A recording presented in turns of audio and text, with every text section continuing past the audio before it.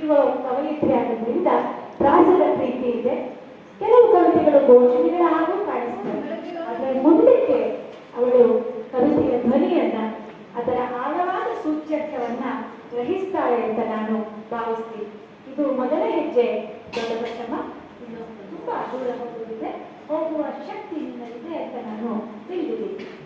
ಇನ್ನು ಮುಂದೆ ಹೇಳೋದಾದ್ರೆ ನೋಡಿ, ಅವಳು ತನ್ನ ಸುತ್ತಮುತ್ತಲಿನ ವಾತಾವರಣ ಕೂಡ ಗಮನಿಸ್ತಾಳೆ. ಯಾಕಂದ್ರೆ ಕವಿಗಳು ಕಿವಿ ತೆರ್ಕೊಂಡು ಕಣ್ ತೆರ್ಕೊಂಡಿರ್ಬೇಕು ತಾನೆ.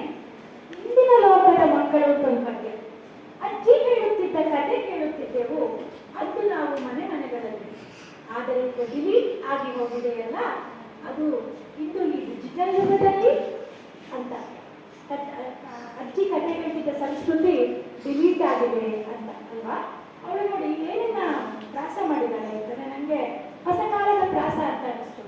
ಡಾಟ, ಚಾಟ, ನೆಟ್ಟ, ತಿರುಗಾಟ.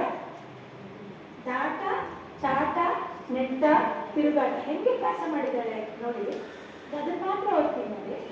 ಪ್ರತಿದಿನ ಬೇಕು 2 GB ಡಾಟಾ, ಗಿಗಾಬೈಟ್. ಫ್ರೆಂಡ್ ಜೊತೆ ಮಾಡಲು ಹಾಯ್ ಬಾಯ್ ಚಾಟ, ಚಾಟ್. ಆ ಖಾಲಿ ಆಯ್ತು, ನೈಟು ಹಾಕಿದ ನೆಟ್ಟ, ಆಮೇಲೆ ವೈಫೈಗಾಗಿ ಬೀದಿಗೆ ಇಡುತ್ತಿಲ್ಲ. ಈಗಿನ ಕಾಲದ ನಮ್ಮ ಮಕ್ಕಳ 50 ಸಂಕಷ್ಟವನ್ನು ಕೂಡ ಅದು ಹೇಳಿ. ಇಲ್ಲಿ ನೋಡಿ, ಚಿಕ್ಕ ವಯಸ್ಸಿಗೆ ಬದುಕು ದೊಡ್ಡ ಪಾಠಗಳನ್ನು ಕಲಿಸಿದಾಗ ಬಹುಶಃ ಇಂಥ ಕಥೆಗಳು ಬರ್ತವೆ. ಬಯಸಿದ್ದೆಲ್ಲ ಸಿಕ್ಕ ಬಾಳು, ಬದುಕಲ್ಲಿ ಯಾರಿಗೆ ಸಿಕ್ಕಿದೆ ಹೇಳು? ನನಗೆ ಗಜಲ್ಗಳಲ್ಲಿ ಬರುವ ಭಾವನೆ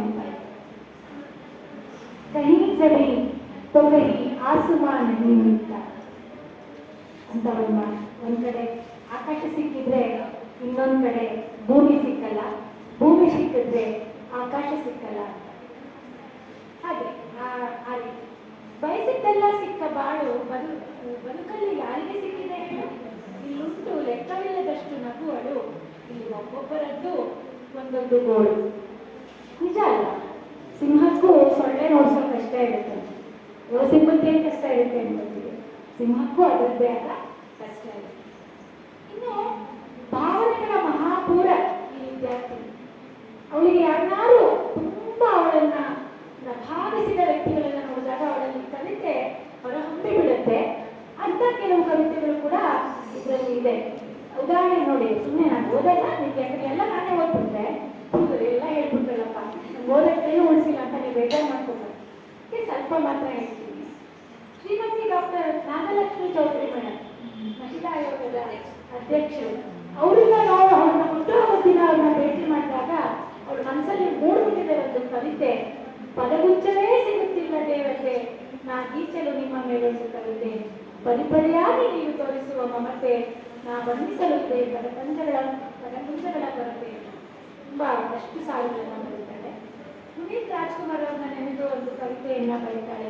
ನಿಮ್ಮಂತೆ ಬದುಕಲು ನಮ್ಮಿಂದ ಸಾಧ್ಯನ ಅಂತ ಹೇಳ್ತಾರೆ. ತನ್ನೆಯಲ್ಲಿ ನಟ ಸಾರ್ವಭೌಮ, ಪೃಥ್ವಿಯಲ್ಲಿ ಇನ್ನಿಲ್ಲ ನಿನಗೆ ಯಾರು ಸಮ. ಆಮೇಲೆ ಶಿಲ್ಪಾ HR ಅಂತ KS ಅಧಿಕಾರಿ, ಬಹುಶಃ ಅವಳ ತರಗತಿಗೆ ಬಂದಿದ್ರು ಅಂತ ಅಲ್ಲಿ ಬರೆದಾಗ ಅವ್ರ ಬಗ್ಗೆ ಬರ್ತಾರೆ. ಕಥೆಯಂತ ಕಟ್ಟಿ ಏಳಲು ತಕ್ಷಣ ಏಳುಗಳಿಗೆ ಆಗುವಂತೆ ತಲ್ಲಣ. ಅಂದ್ರೆ ಈ ನನ್ನ ಪ್ರಕಾರ ಕವಿತೆ ಬರೆಯೋದು ಅಂತಂದ್ರೆ ಸೈಕಲ್ ಹೊಡೆದು, ಸೈಕಲ್ ಓಡಿಸಕ್ಕೆ ಯಾರು ಹೇಳ್ಕೊಡ್ಬೇಕು. GP ರಾಜರತ್ನಂ ಅಂತ ಗುರುಗಳು ಮುಂದಿನ ವಿದ್ಯಾರ್ಥಿಗಳಿಗೆ ಒಂದು ಕೃಷ್ಣಲಯದಲ್ಲಿ ಒಂದಿಷ್ಟು, ಚಂದ್ರಶ್ವಲಯದಲ್ಲಿ ಒಂದಿಷ್ಟು ಬರೆದು 3 ಮಾತ್ರೆ 4 ಮಾತ್ರೆ ನೀವು ಬರೆಯೋ ಅಂತ ಹೇಳ್ತಾರೆ. ಹಾಗೆ ಅವರು ಮೊದಲು ಸೈಕಲ್ ಹೊಡೆಯುವುದನ್ನ ಸೈಕಲ್ ಹೊಡೆದು ತೋರಿಸೋರು. ನಂತರ 2 ಚಕ್ರದ ಸೈಕಲ್ಗೆ ಪಕ್ಕ 2 ಚಕ್ರ ಆಗುತ್ತೆ ಗೊತ್ತಾ, ಸಮತೋಲನ ಚಕ್ರ, ಬ್ಯಾಲೆನ್ಸಿಂಗ್ ವೀಲ್ ಅಂತ ಅದು ಅದ್ರಲ್ಲಿ ಓಡಿಸ್ತಾ ಇರ್ತೀವಿ. ವ್ಯಾಸಪತ್ರಗಳೆಲ್ಲ ಆ ಥರದ್ದು. ಆಮೇಲೆ ಅದನ್ನೆಲ್ಲ ಕಳಚಿ ನಮ್ಮ ಅಡಿಗರು ಒಳಪ್ರಾಸ ಅಂತಃಪ್ರಾಸ ಇಟ್ಕೊಂಡು ಬಂದ ಹಾಗೆ ಪ್ರಾಸವೇ ಕಾಣದ ಕವಿತೆಗಳು ಇದ್ದಾರೆ ಮತ್ತು ನೇರ ನಮ್ಮ ಹೃದಯವನ್ನು ಹೋಗ್ತದೆ ಅಂತ ಕವಿತೆಗಳು. ಅವು ಎಷ್ಟು ಕಾಲವಿದ್ರು ಅವು ಇದ್ದೇ ಇರ್ತದೆ. ಹೋಮನ್ನ ಕವಿತೆಗಳಂತೆ ಅಂತಹ ಕವಿತೆಗಳನ್ನು ಬರೆಯುವ ಶಕ್ತಿ ಈ ಮಗುವಿಗೆ ಬರಲಿ ಅಂತ ನಾನು ಹಾರೈಸ್ತೇನೆ. ಈ ಪ್ರಯಾಣ ಸದ್ಯಕ್ಕೆ ಪ್ರಾಸಗಳ ಸಮತೋಲನ ಚಕ್ರಗಳ ಜೊತೆ ನಡೀತಿದೆ. ಆದರೆ ಮುಂದಕ್ಕೆ ಅದು ತುಂಬಾ ಉತ್ತಮವಾದ ಕವಿತೆಯ ಪ್ರಯಾಣ ಆಗುತ್ತೆ ಅಂತ ನಾನು ತಿಳಿತೀವಿ. ಇನ್ನು ನಂದಕುಮಾರ್ ಮತ್ತು ರೇಖಾ ನಂದಕುಮಾರ್ ಬಗ್ಗೆ ಕೂಡ ಅವಳು ತನ್ನ ಮುನ್ನುಡಿಯಲ್ಲೇ ಬರೆದಿದ್ದಾಳೆ. ಲೇಖಕಿಯ ನುಡಿಯಲ್ಲಿ ತುಂಬಾ ಪ್ರೀತಿಯಿಂದ ಅವಳು ಬರೆದಿದ್ದಾಳೆ. ಅದು ನಮಗೆ ಬಹಳ ಸಂತೋಷವನ್ನು ಕೊಟ್ಟು, ನಿಜವಾಗ್ಲೂ ಎಷ್ಟು ಅವಳು ಹೇಗೆ ಬರೆದಿದ್ದಾಳೆ ನೋಡಿ ಅವ್ರ ಬಗ್ಗೆ. ಹೊತ್ತಮ್ಮ ಒಬ್ಬಳಾದರೆ ನನ್ನನ್ನು ಸಾಕಿ ಸಲಹಿದ ಅಮ್ಮ ರೇಖಾ ನಂದಕುಮಾರಮ್ಮ. ಬಾಲ್ಯದಿಂದಲೂ ಇಲ್ಲಿಯವರೆಗೆ ಪ್ರೀತಿ, ವಾತ್ಸಲ್ಯ, ಮಮತೆಯ ಹಾಲನ್ನು ಉಣಿಸಿ ನನ್ನ ಬದುಕನ್ನು ಸುಂದರವಾಗಿಸಲು ಪ್ರಯತ್ನಿಸಿದ, ಹೆಜ್ಜೆ ಹೆಜ್ಜೆಗೂ ಕೈ ಹಿಡಿದು ನಡೆಸಿದ ಅಪರೂಪದ ನಿದರ್ಶನ ಇವರಿಲ್ಲದೆ ನನ್ನ ಜೀವನವೇ ಶೂನ್ಯ. ಇಂತಹ ಮಾತೃಪಿತೃ ಸಮಾನರಾದ ಶ್ರೀಯುತ ನಂದಕುಮಾರ್ ಹಾಗೂ ಶ್ರೀಮತಿ ರೇಖಾ ನಂದಕುಮಾರ್ ಅವರಿಗೆ ಹೃತ್ಪೂರ್ವಕ ಧನ್ಯವಾದಗಳನ್ನು ಅಂತ ಬರೆದಿದ್ದಾರೆ. ಬಂಧುಗಳೇ, ನನಗೆ ಸಂತೋಷ ಅಂತ ಹೇಳಿದ್ನಲ್ಲ, ಒಂದು ಮಗು ಪ್ರತಿಭಾವಂತವಾಗಿದೆ ಅಂದರೆ ಅದನ್ನ ಸಾಕಿ ಸಲಹಕ್ಕೆ ಹೊರೆಯಕ್ಕೆ ಒಂದು ಸಮಾಜ, ಇನ್ನೂ ಇಷ್ಟಾದರೂ ಆರೋಗ್ಯ ನಮ್ಮ ಸಮಾಜದಲ್ಲಿದೆ. ಇಂತಹ BM ಶ್ರೀ ಅವರಿಂದ ಕನ್ನಡ ಮಾತು ತಲೆ ಎತ್ತುವ ಬಗೆ ಅಂತ 1911ರಲ್ಲಿ ಅವರು ಕರ್ನಾಟಕ ವಿದ್ಯಾವರ್ಧಕ ಸಂಘದಲ್ಲಿ ಮಾಡಿದ ಭಾಷಣ ಇದೆಯಲ್ಲ, ಅದನ್ನ ಕೇಳಿ ಸ್ಫೂರ್ತಿಗೊಂಡು ರಾಘವ ಎಂಬ ಕಾವ್ಯನಾಮದ ನಮ್ಮ MV ಸೀತಾರಾಮಯ್ಯನವರು ಕಟ್ಟಿದ ಸಂಸ್ಥೆ ಹಾಳಾಗಿ ಹುಳ ತಿಂದು ಹೋಗುವ ಹಸ್ತಪ್ರತಿಗಳಿದ್ರೆ ನನಗೆ ಕೊಡ್ರಪ್ಪ, ನಾನದನ್ನ ಕಾಪಾಡ್ತೀನಿ ಅಂತ ಹೇಳಿ BM ಶ್ರೀ ಪ್ರತಿಷ್ಠಾನದಲ್ಲಿ ಅವರು ಅದನ್ನ ಕಾಪಾಡಿಕೊಂಡು ಬಂದು ಅವರು ಕಾಪಾಡಿದ್ದು ಕೇವಲ ಹಳೆ ಕಾಲದ ಹಸ್ತಪ್ರತಿಗಳನ್ನು ಮಾತ್ರವಲ್ಲ, ಹೊಸ ಕಾಲದ ಹಸ್ತಾಕ್ಷರಗಳನ್ನು ಕೂಡ, ಬರೆಯುವ ಕವಿಗಳ ಹಸ್ತಾಕ್ಷರಗಳನ್ನು. ಅಂಥದನ್ನ ಅನೇಕ ನಮ್ಮ ನೋಡಿ ಅಧ್ಯಕ್ಷರ ಚಿತ್ರಗಳು ಇದ್ದಾವೆ, ಹಾಗೆ ನಡೆಸ್ಕೊಂಡು ಬಂದಿದ್ದಾರೆ.